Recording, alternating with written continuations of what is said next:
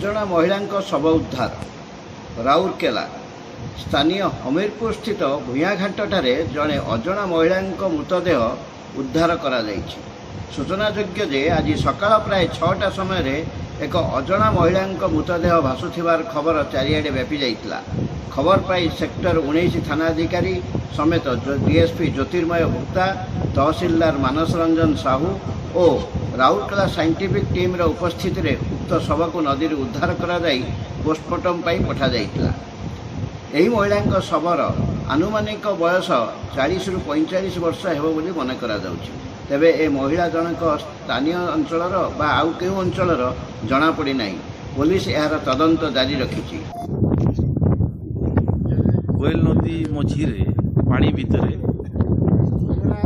गोटे unidentified female dead body मिलिगल।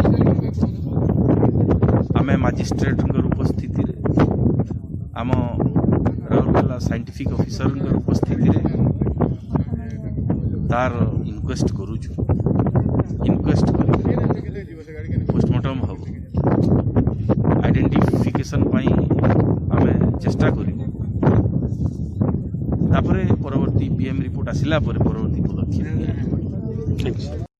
मानस रंजन साहू राउरकेला तहसीलदार executive magistrate.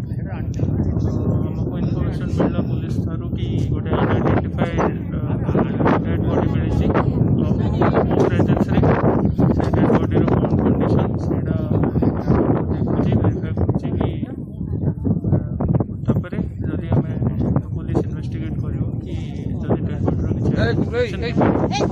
Subhash Gupta report Rourkela.